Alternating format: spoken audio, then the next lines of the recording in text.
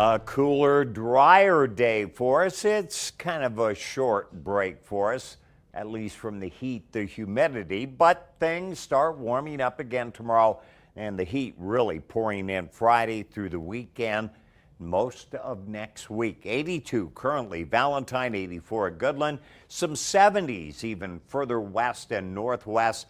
The coolness brought down by northwest winds that have been gusting all the way up to 28 miles an hour, for instance, this hour in Grand Island. Peak gust to 32 miles an hour, both Lincoln and South Sioux City.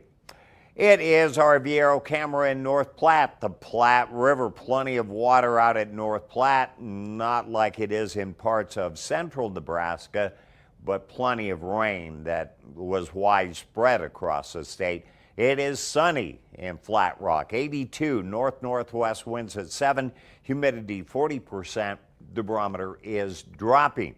Some 70s in the state, 77 Ainsworth, 79 at Ord, but mainly lower to mid-80s all the way across Nebraska down into Kansas, where it is a bit warmer.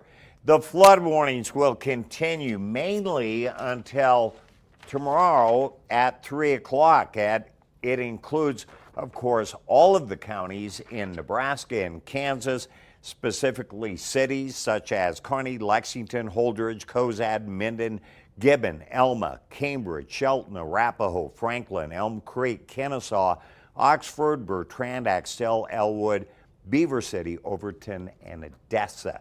Cities of concern, obviously. And this is not the only piece of real estate.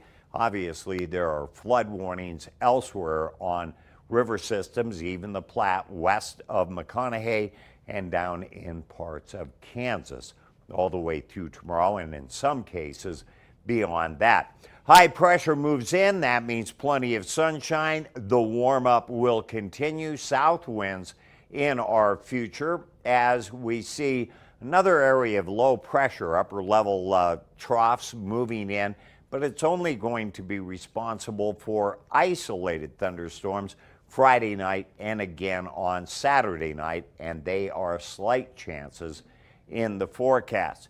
The storm activity, though, to the south is rather intense tonight across portions of Missouri down into Arkansas, scattered through the Gulf Coast region, and then storms in the Panhandle down in the Rio Grande Valley, and threats of a possible hurricane down in the Gulf Coast region at this hour.